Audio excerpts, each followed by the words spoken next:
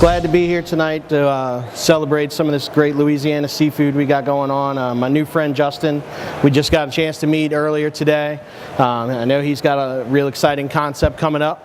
What I'm going to make for you guys today is a blackened red snapper that was locally wild caught over some goat cheese and spring herb grits.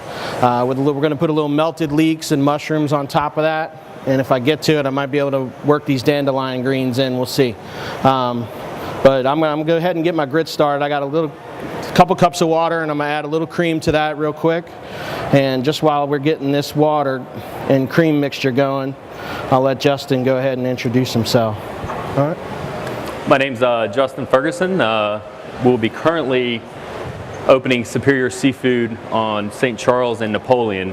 Today I'm going to be preparing for you a crawfish and andouille pasta with a smoked tomato cream. If you don't have a smoker at your house, don't worry about it. Use just a regular tomato puree. If you do have a smoker, simply put the tomatoes in there about 25 minutes, pull them out, stick them in the blender. There you go. You'll have the best flavor, and that's what really makes this dish good. So if you can follow that, this dish is very, very simple. And the reason I chose this dish is because I want you to be able to do this at your house when you have people come over, and you'll taste it and you'll be really excited when people give you the feedback and be like, wow, that's so good, and it's just so simple. So this is not going to take any time at all. Only thing I advise is pick a pasta that you like, read the directions on the back of the box, and follow them.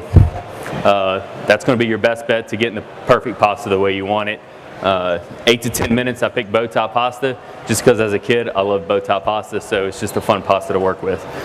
We're going to start off with about 4 tablespoons, about 2.5 right there, of olive oil. We're going to let that pan get hot. As simple as a pinch of garlic. And we're going to let this come up a little bit. I slice this garlic, I don't mince it. A chef I worked for a while back in Boston, when I was up there just staging, told me to do this, and you just want to toast it. So we're not smashing all the juice and all the oils out of the garlic. I just want to slice it, and it's just a simple slice. It's going to toast nicely and just give it a really good flavor. So if you like that kind of toasted garlic, I love garlic, so if you like that toasted garlic in your olive oil, it's just a good little method to use when you're doing pastas, and works out very well. While he's waiting on that garlic to come up, my grits mixture moisture here is just about to get ready to boil. It's getting ready to come right now. So I'm going to go ahead and throw a little bit of butter in there. I know I put an amount in the recipe, about 3 tablespoons, but I generally like to just put a little bit more. This is all, I try to use everything local as I can, so all the dairy products we're using today are from Klein Peter. The grits are from Louisiana Pride, and the snapper was locally caught, of course, as well. So we're just going to get a little bit more, but while I'm waiting on this, before I can put the grits in, over in Pass Christiana, it's about an hour east of here. I don't know if everybody knows where that is. I'm a banquet chef predominantly there. We are working on a restaurant concept that's going to be open in late fall. I'm going to go ahead and throw these grits in here. We do not have a wire whisk, but if at home, if you're going to do this dish, I would definitely recommend using a wire whisk. All right, well, he's whisking that in. Basically, all you're going to do, you're going to get your garlic going. It's going to start to toast. You'll see it kind of pop a little bit. Simple enough. Depending on how spicy you like your pasta. I like mine a little spicy. Just some red chili flakes. Just put it in there and kind of move it around a little bit. I'm going to add roughly about a tablespoon of shallots. Shallots is just a sweeter onion. Very good to use. If you just have red onion or regular white onion, that's fine too. Just mince it up, put it in. We're going to let this saute. I'm going to add a little bit of sage. And the reason I add the sage is I like to put a little bit of earthiness into it. You know, it's just got a really good savory flavor in the sage, and it just kind of really pulls it out. So I'm going to put a pinch of salt, a pinch of black pepper, and we're just going to let this work for a minute. All right. While he's got that working, I'm going to go ahead and take about a half a stick of butter and get it in this skillet here. It looks like it's pretty ready to start blackening fish. If you ever blacken fish at home, it's got to be a super hot skillet. We're not really getting those great results off this temporary setup here, but we're going to do the absolute best we can. These are pre-seasoned skillets, which is a plus for us. I'm going to go ahead and let that butter melt, and I'll start blackening this fish.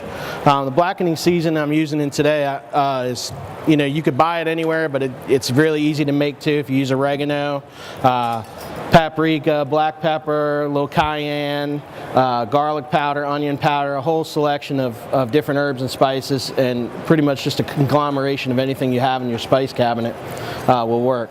So. Guys, don't be scared to use high heat when you're cooking. I know most of the time in the kitchen, when you're at home, you're kind of scared, so you keep everything on like medium.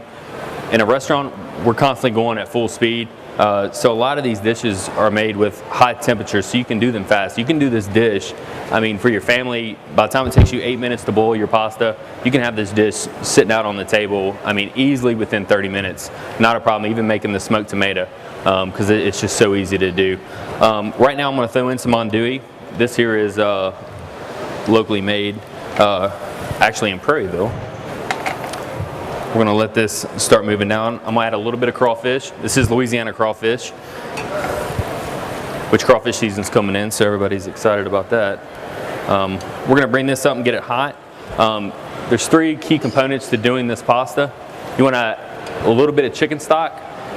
Store-bought's fine, that's what this is actually. Just get your best organic chicken stock at, you know, Rouse's, wherever you shop is fine. Heavy cream. And then our tomato puree, which this is a smoked tomato puree. You really want this to be as hot as it can be when you put this in here, because basically what we want to do is we want to reduce it in sections. So when I put the chicken stock in, I want to bring it down, then I want to add the tomato, I want to bring it down a little bit, and then the cream, and then it's done. Throw in your pasta, toss it, add a little Parmesan cheese on top, and you're done. So that's what we're going to do here real quick. All right, these grits are going, and they're getting good and thick here. At this time right now, I got my blackened fish down in the skillet cooking on one side. These are ready to go except for the seasoning part of it for the grits. So we're going to go ahead and take some fresh parsley, fresh chopped parsley, put in there. Don't be shy with it. I'm going to put a little chive. I'm going to save a little bit of that for the end for when we garnish it. A little basil. And then I'm going to use 4 ounces of goat cheese too. This goat cheese is produced up in Poplarville, Mississippi, a little goat farm. He makes just about anything you can make out of goat. He makes soaps, and you know, he uses goat meat for jerky, all kinds of things. So it's a really wonderful little local farmer. If you can find those guys at your farmers markets, it's always the best stuff to use. So these are getting really close here, which is good. You could substitute really any cheese that you wanted that you like, whether it's smoked Gouda, cheddar cheese, you know, off the recipes that we've put in. If you like a different stock, if vegetable stock will work fine, a seafood stock would work fine in this dish. So you be the judge on what you like. That's what we're going to give you a recipe, but as chefs we always say recipes are guidelines. So just go with the guidelines, but do what you like. Do what you like to do at home, because that's what it's all about, is what you like to eat. I'm just going to finish this with a little salt and pepper, and we'll hold it to the side until the rest of our dish is done. Right now we're just waiting for the heat to come up on this. We don't have much flame, but it's just coming up. It's starting to boil now, as you can see. I'm going to let this just reduce down a little bit. I'm going to add a little bit of cream to it, and you're really done. Always check for salt, pepper content. You like it a little saltier. Remember, when you add pasta to anything, it's going to pull that salt flavor out of it. So you might taste it before you add the pasta to it, and you'll be like, wow, that's a little salty. Add the pasta to it, toss it, then try it. And 9 times out of 10, you're probably going to want to pinch more salt into it. You'd just be amazed of how much that pasta will absorb a lot of the flavors that's already in here. So I got a little butter in there. I have these mushrooms here. There's a bunch of different kinds. I got some baby portobellas, I got some woodland, I got some French trumpets and black trumpets in there too. I'm going to go ahead and just throw about half of these in here to get these working.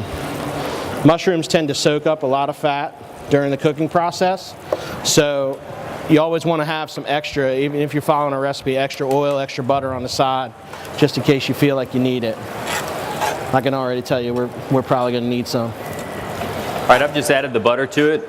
I'm just going to use my spoon and just kind of work it. Obviously, if you're making the portion for 4 that's in the recipe, use a bigger skillet, the biggest one you got. You can kind of do it, but you can do it in small batches. It's just so simple. Just get everything cut, get everything in place, and that's what we call mise en place. Get everything up there, and you're ready to go.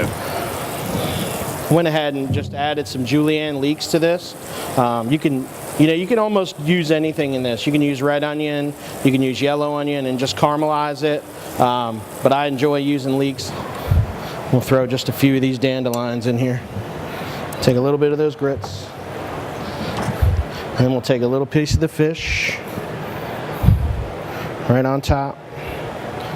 And then some melted leeks and mushroom.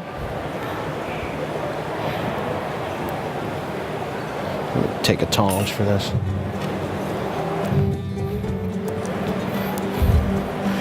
And then finish with a little bit of these sauteed greens.